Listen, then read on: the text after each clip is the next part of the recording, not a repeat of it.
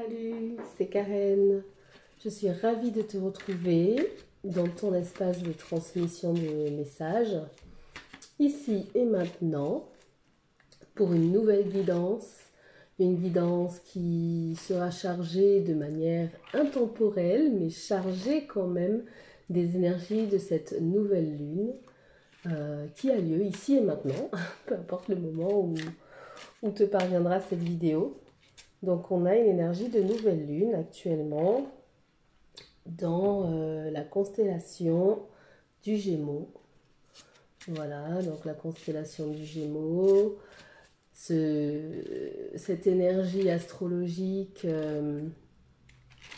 qui est très très particulière, controversée parfois aussi, par rapport à son aspect justement duel, la dualité qu'on peut retrouver dans cette énergie. Le côté souvent parfois qualifié de lunatique, d'inconstant, quelque chose d'assez changeant, mais c'est parce que c'est une énergie aérienne, donc un signe d'air, quelque chose d'assez léger, effectivement comme l'air, on ne sait pas d'où il vient ni où il va.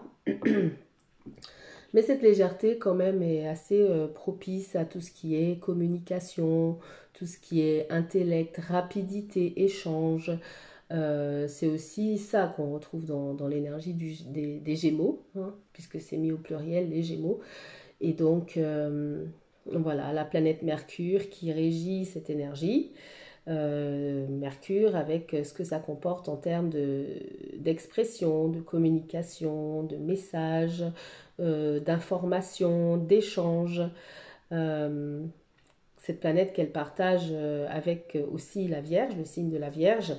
Donc un petit peu aussi cet esprit parfois un peu critique, analytique, voilà, qu'on peut aussi retrouver autour de cette nouvelle lune actuellement. Donc on verra comment ce contexte astrologique, que tu sois intéressé par l'astrologie ou pas, importe peu, il s'agit juste de support pour justement transmettre ces messages et énergétiquement avoir des renseignements.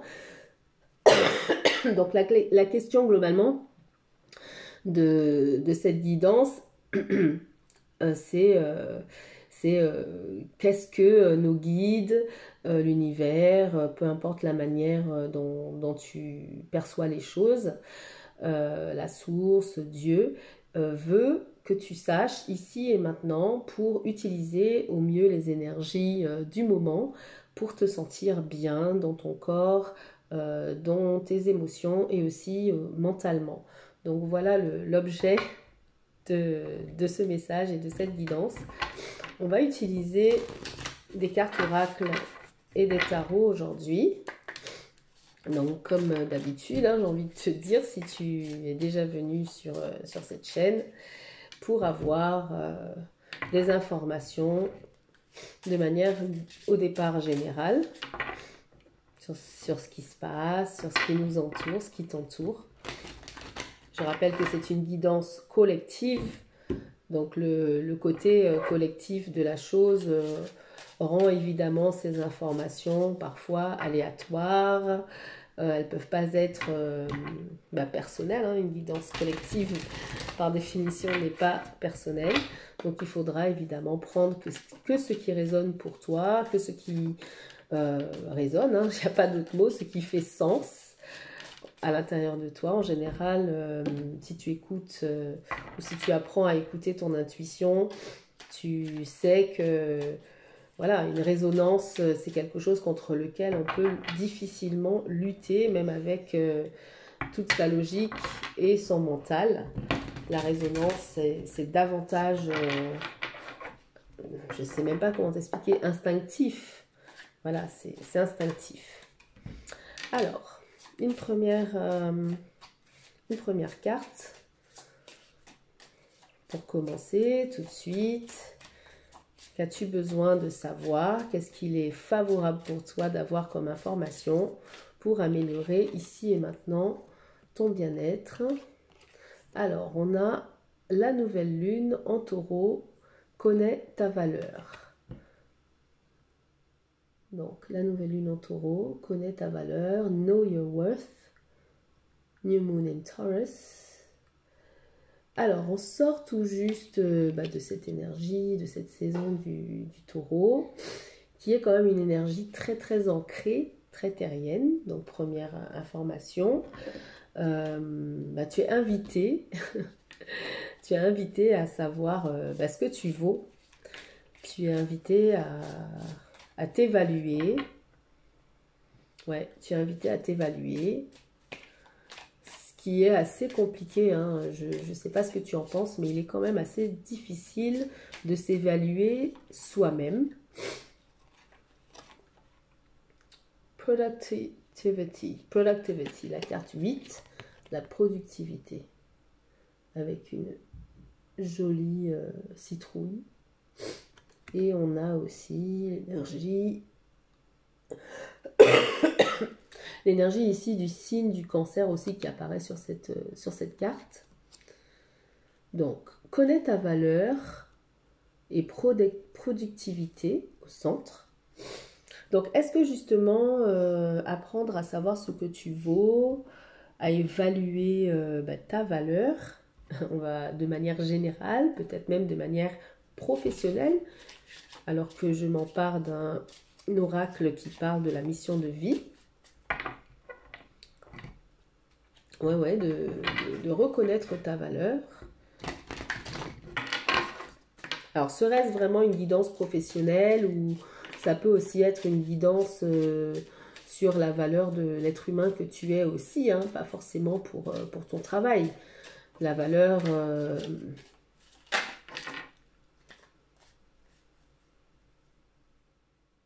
Ok, bon là on est un peu dans la spécificité sur cette carte-là. Je vais pas...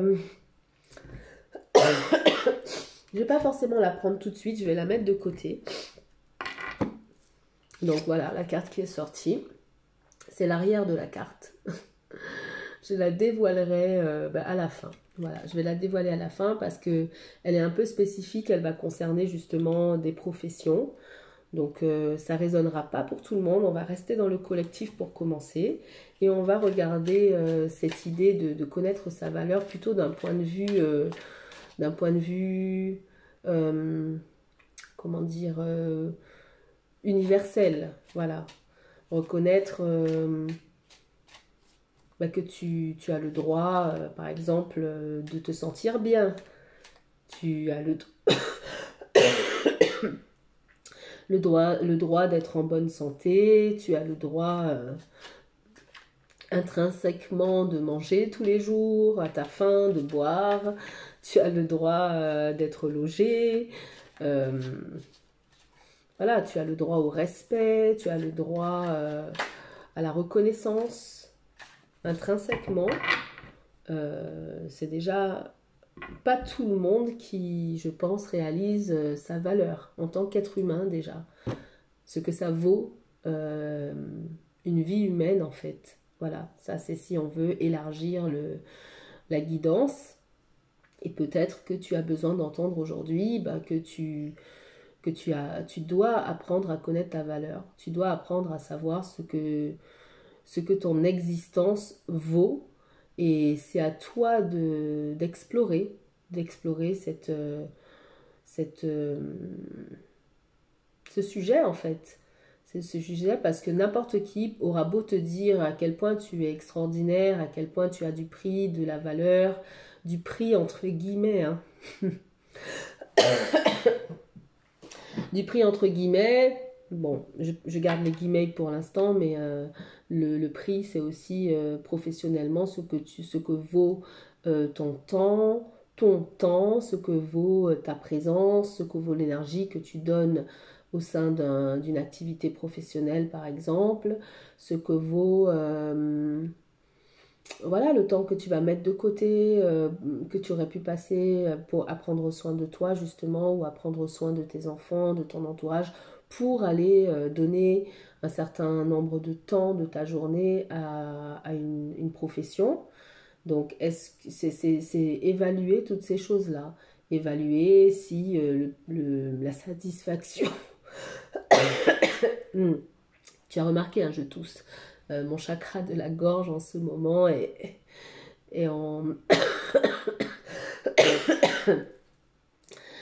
est sous tension, mais ça ne m'a pas empêché de te rejoindre, d'être ici avec toi.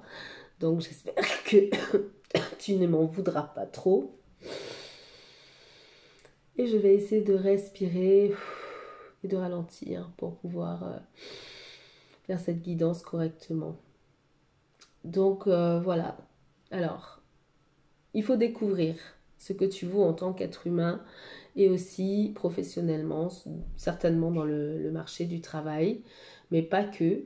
Ça peut être aussi émotionnellement, dans les relations.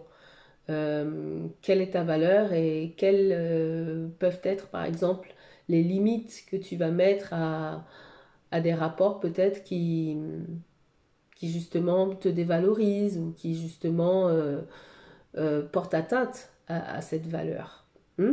Donc ça peut être effectivement professionnel, ça peut être aussi relationnel, voilà, émotionnel. C'est aussi... Oui, c'est tout ça. Alors, on va prendre une troisième carte pour justement compléter. Là, celle qui est sortie, c'est la 7... Ah ouais, la 7 de bâton. Donc, dans le tarot d'Osho, c'est la carte qui s'appelle le stress. Voilà, le stress, la carte 7 de la suite des bâtons. Et on voit un personnage qui a 3 jambes, 3 bras et qui est tenu par un singe et qui jongle, pardon, dans une posture assez inconfortable sur des ballons dans l'air et qui jongle des bougies allumées. Donc vraiment la scène complètement improbable. Et c'est le singe qui, lui, au lieu de lui être celui qui jongle et qui se donne en spectacle, alors c'est plutôt l'humain qui est tenu par le singe. Bon, alors, justement, si tu connais pas ta valeur, si tu sais pas ce que tu vaux, tes limites, tes capacités, tes... Alors, excuse-moi, je te demande juste une petite seconde.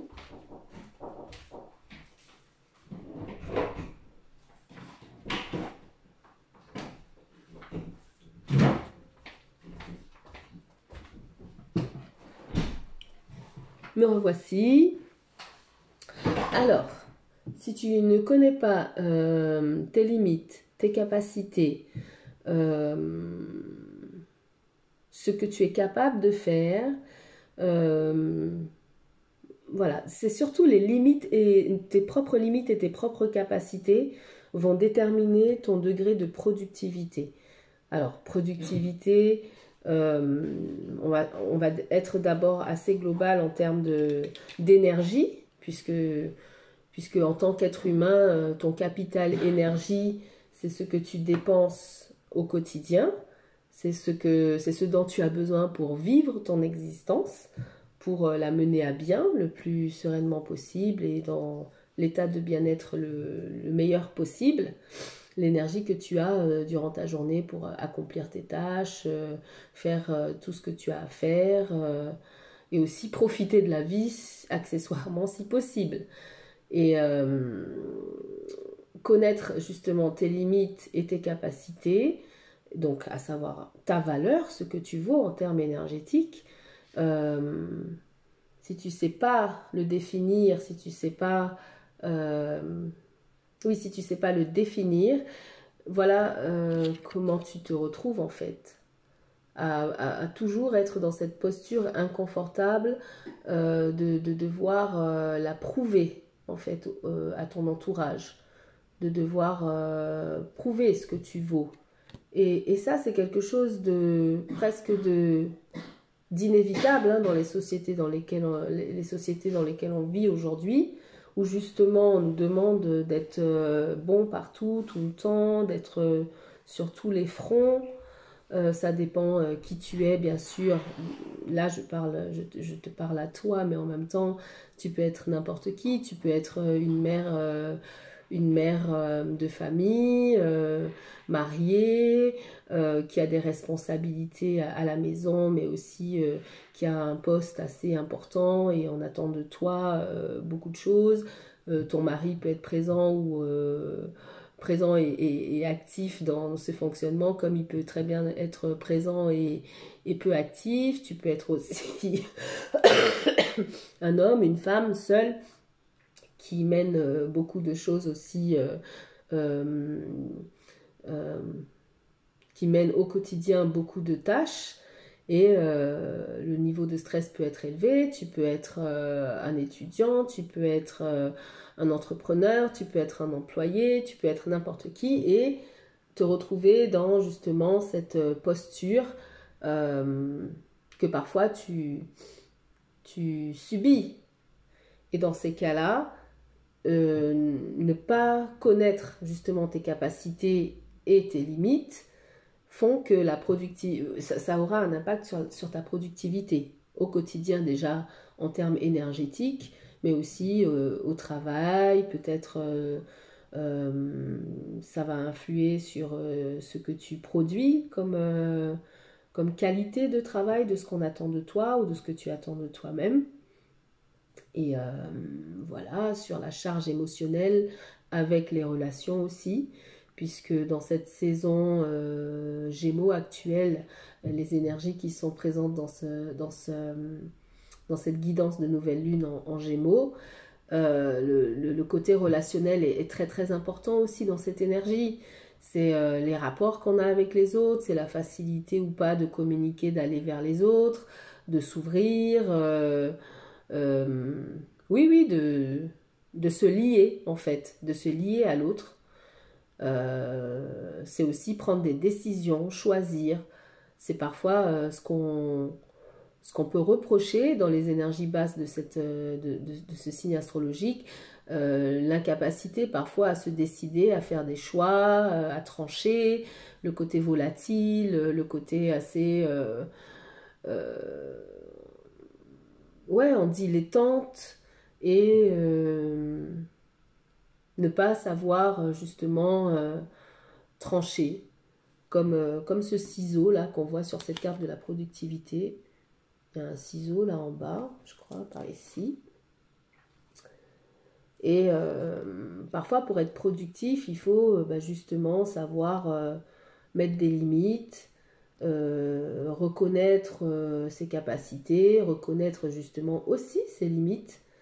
Et puis parfois faire pareil avec son entourage. Voilà. Donc,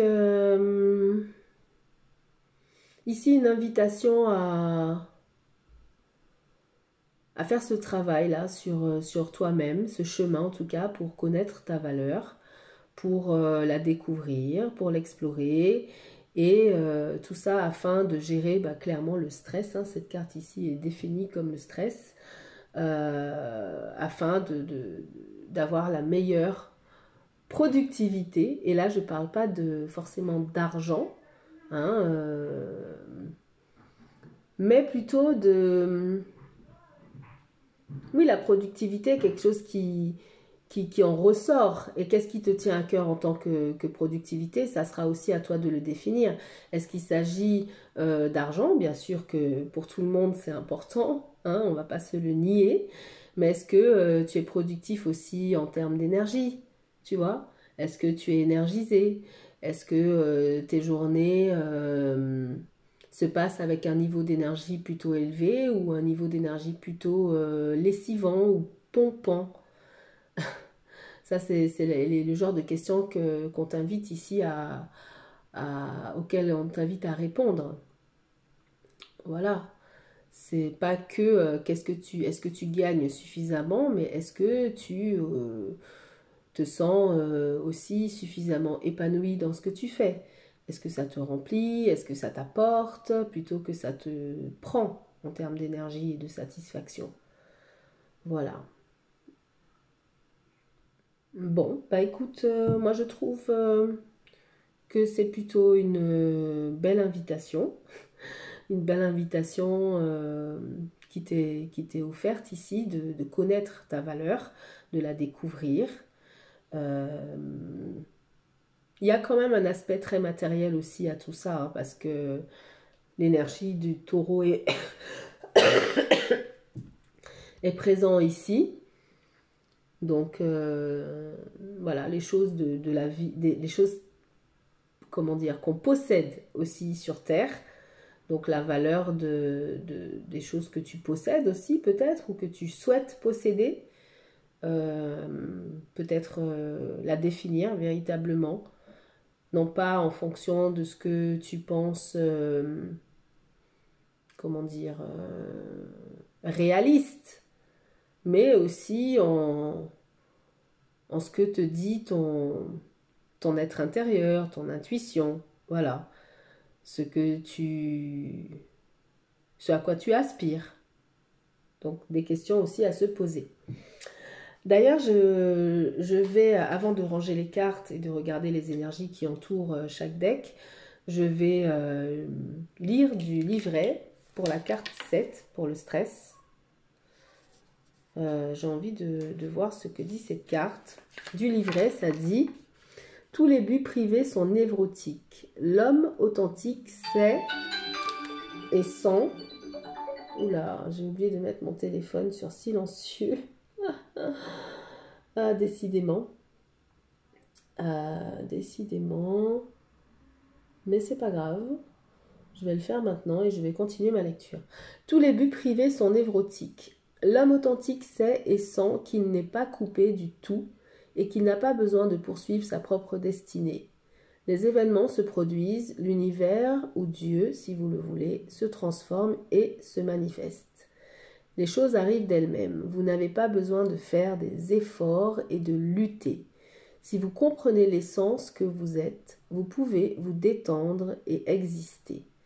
L'homme authentique n'est pas un faiseur. En revanche, l'homme accidentel intervient dans le cours des choses et le manipule.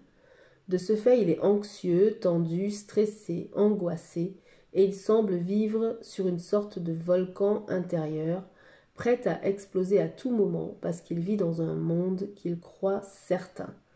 Cependant, au fond de lui-même, un grand conflit s'instaure car il pressent la vérité, c'est que rien n'est certain. Ah là là, bon. Tu vois, ça c'est au chaud, hein, ça c'est aller dans la profondeur des choses. Oui, on pourrait y aller, hein. Honnêtement, on pourrait y aller. Il y aurait beaucoup de choses à dire sur ce sujet. Sauf que aujourd'hui, ça reste quand même un jour où j'ai pas beaucoup de temps à consacrer à cette guidance et je le reconnais. Parfois, je prends le temps. Je le fais quand même parce que je me sens poussée, conduite et appelée à le faire. Mais ouais, clairement, je vais lire le commentaire, je vais continuer à lire le commentaire. Ça dit: la tension et le stress représentés par cette lame nous atteint tous de temps à autre, mais les perfectionnistes y sont particulièrement sensibles. Ils s'imaginent que sans eux la Terre ne tournera plus, ou du moins pas de la façon dont ils souhaitent. Si là est votre caractère, posez-vous quelques questions. Qu'est-ce qui vous fait croire que vous êtes quelqu'un de spécial? Pensez-vous vraiment que le soleil ne se lèvera pas si vous oubliez de régler votre réveil? Allez vous promener, achetez-vous des fleurs et cuisinez-vous un bon petit plat. Faites n'importe quoi, pourvu que ce soit anodin. Ainsi vous ne serez plus à la portée du petit singe malin. C'est ça. C'est la manipulation de ton mental qu'on aborde ici. Certes, la pression sociétale existe, oui, on ne va pas se le cacher, on attend beaucoup des êtres humains pour qu'ils puissent être de bons consommateurs, hein, dans la façon dont les choses fonctionnent aujourd'hui. Certes, c'est vrai, c'est une réalité, mais il y a aussi l'influence justement de tout ça sur toi, sur nous, et ce qu'on en fait, ce qu'on choisit ou décide de faire à un moment donné. Et c'est vrai que oui, quand on prend en considération l'existence de plus grands que nous, de plus, comment dire, oui, de plus grands que nous, et d'une existence, d'une intelligence en tout cas, on parle d'artificielle, mais celle-là, elle ne serait pas artificielle, elle serait justement une intelligence, si on veut garder le A, on peut dire une intelligence authentique, à laquelle on peut tous, individuellement et collectivement, se rattacher. Quelque chose que chacun définit selon la connexion qu'il apprend à avoir avec cette intelligence, la communication qu'il, elle, toi, moi, nous apprenons à avoir avec cette intelligence. Et effectivement, ça conduit à lâcher un peu prise sur le contrôle que l'on croit avoir sur les choses. Et c'est ce que dit Osho ici avec ce 7 de bâton, son interprétation à lui du 7 de bâton. Et on croit être productif, plus on croit être productif et plus on stratégise pour l'être, et plus ça a la capacité d'être un engrenage dans lequel on ne s'épanouit pas, mais on s'épuise, et on épuise aussi son capital énergétique. Voilà. Donc si tu es là aujourd'hui, c'est peut-être, en tout cas, je me dis, s'il y a de la résonance pour toi, c'est que peut-être aujourd'hui on t'invite à prendre du recul sur tout ça, à lâcher un petit peu prise sur l'action ou le contrôle que tu crois avoir sur les choses, et plutôt justement de connaître et de définir tes limites et tes capacités, ta valeur, ton prix, le prix que tu donnes à ton énergie, le prix que tu donnes à ton temps, le prix que tu donnes à ta santé, voilà. Pour toi, combien ça coûte d'être... qu'est-ce que ça coûte? Qu'est-ce que ça va te demander justement de prendre soin de toi émotionnellement, mentalement et physiquement pour, en termes d'énergie, être plus productif pour toi, d'avoir plus d'énergie pour profiter de cette vie et pour, et pour accomplir les choses qui te tiennent à cœur. Voilà, ben écoute, je crois qu'on y est. Et puis la carte de la fin, ben, on la regardera à la fin. Et là, on va ranger déjà les cartes, regardez en dessous et au-dessus du deck. Alors, la première qu'on avait sortie, c'était connaître ta valeur. En dessous du deck, j'ai la pleine lune en Capricorne avec fais un bilan de ta réalité. Take a reality check. Ouais, fais un bilan. Donc là, on te dit de faire un petit bilan de ta réalité. Take a reality check. Alors, avec tes propres yeux, hein, c'est ça le truc, c'est qu'il va falloir que toi, tu évalues les choses.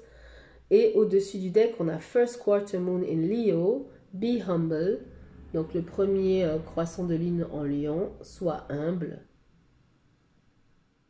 Donc sois humble, c'est reconnais qu'il y a plus grand peut-être que toi comme intelligence, comme reconnais la présence, l'existence, la possibilité que tu as de communiquer avec l'univers, avec la source, avec tes guides, avec Dieu, avec ton être intérieur, la part la plus élevée de toi-même, ton subconscient, enfin je sais pas comment tu as envie de voir ça. Et grâce à cette communication et avec cette communication, évalue ta réalité, évalue les choses. Et avec l'énergie du Capricorne dont parle cette carte ici, de Reality Check, c'est quelque chose de très pragmatique hein, qu'on te demande de faire. De manière pragmatique et intuitive, fais un bilan de ta réalité. Voilà ce qu'on te dit aujourd'hui. Et je vais la ranger, la carte, puisque j'ai regardé. Et en l'arrangeant, je tombe sur Trust the Universe. First quarter moon in Aquarius. Donc, on te dit de faire confiance à l'univers. Fais confiance à cette connexion, à ton intuition. Ah là là. Bon. La productivité. Aïe aïe aïe. Petite respiration. En productivité, en dessous, il y a la chance, luck, avec le citron vert. Luck, la chance. Et ici, au-dessus, on a memory avec le romarin, rosemary, la mémoire. Donc, le facteur chance... peut-être que tu n'avais pas, ou tu n'as pas forcément l'habitude de te référer à ça, ou d'attendre, ou d'espérer, de compter sur ça. Peut-être que justement tu te démènes dans beaucoup d'actions, beaucoup de réflexions, parce que justement tu crois et tu es persuadé que tu ne pourras dépendre que de toi, de ta stratégie, et ouais, de ta stratégie et de tes capacités mentales, physiques, etc. pour parvenir à tes ambitions ou être productif. Et là, oui, c'est une invitation à ce que les autres appellent ou ce que tu entends parler de chance. C'est une justement communication entre toi et cette intelligence et cet univers et qui favorise, en tout cas ici dans cette guidance, on te dit clairement le fait que les choses semblent chanceuses pour toi, mais le résultat de cette chance, c'est l'application que tu as à faire de cette communication, de cette connexion entre toi et cette part plus élevée de toi, le fait que tu t'appliques à l'entretenir, à le faire, à l'établir au quotidien peut-être, de plus en plus. Et cette chance n'est pas le fruit du hasard, mais vraiment le fruit d'une co-création entre toi et justement l'univers et juste tes anges, tes guides, ton intuition, etc. Bon. Ici, en dessous du deck, on a la carte 7 des arcanes majeures pour Osho, qu'il a appelé la conscience. La conscience. Donc ce Bouddha qui est à l'intérieur d'un personnage hyper tourmenté et ce Bouddha qui se trouve à l'intérieur et qui ne demande qu'une chose, c'est de s'exprimer, de sortir, d'être présent. Le fait d'être centré, serein, calme, confiant, connecté. Ouais. Avec une conscience justement, grâce à cette connexion, une conscience ouverte et éclairée et qui justement ne s'épuise pas mais fait les choses parce qu'elles sont inspirées, elles sont conduites et ça change tout en fait. Ça change, je pense en tout cas, et ça c'est moi, Karen, qui pense que ça doit certainement tout changer parce que ce qui semble pénible devient tout d'un coup peut-être plus aisé, voilà, plus agréable. Le chemin devient plus agréable, plus apaisé. Bon, voilà. Et au-dessus, on a la répression. C'est le 10 de bâton. Là, c'est trop lourd. Là, c'est trop lourd. Et ça sort. Ça finit par sortir quand c'est lourd comme ça, quand ça n'a pas été justement... oui, quand tu comptes vraiment que sur toi-même et que tu crois qu'il n'y a que toi et personne d'autre que toi et que tu peux te reposer sur rien ni personne, ça donne une colère, un stress qui à un moment finit par t'exploser à la figure, quoi. Parce que c'est réprimé, c'est contenu, c'est pas évacué, c'est pas donné à... Tu vois, l'idée qu'il faille laisser aller tes erreurs, l'idée qu'il faille guérir, pardonner, tout ça, Tout ça fait partie aussi de connaître sa valeur. C'est le chemin le chemin de ton existence que tu continues d'explorer et d'essayer de comprendre aussi. C'est la vie, ta vie à laquelle tu as envie de donner un sens. Voilà. En tout cas, c'est un bien beau message, je trouve personnellement. C'est un message assez encourageant, assez... Oui, c'est un message assez encourageant, je trouve. Alors, à la fin, sur ce deck qui concerne les missions de vie, j'avais tiré cette carte qui parle du bodywork. Alors, bodywork, c'est-à-dire le travail sur le corps. Le travail sur le corps, donc c'est écrit que ta mission de vie induit peut-être un travail sur le corps tel que les massages thérapeutiques, les soins énergétiques, les thérapies physiques ou l'entraînement physique, la gymnastique ou le coaching, enfin tout ça quoi. Donc je te le lis en anglais. Your life purpose involves body work such as massage therapy, energy healing, physical therapy or exercise training. Donc ça parlera peut-être à certains d'entre vous. C'est pour ça que je l'ai gardé pour la fin parce que c'est quelque chose d'assez spécifique. Donc voilà, un message spécifique peut-être pour certains ici, pour toi peut-être. Donc le fait que ta mission de vie va concerner l'accompagnement au corps physique et le fait d'aider les gens dans leur physicalité à se sentir mieux. En tout cas, personnellement, étant ici pour faire de l'holistique, c'est une part aussi de ce que je fais avec ces guidances. Voilà. En dessous du deck, on a ici School. Donc voilà, School. Avec la question que tu cherches induit que tu devrais peut-être te former. Voilà. Donc il y a peut-être de la formation dans l'air pour certains, pour toi. L'idée de devoir apprendre, continuer à apprendre.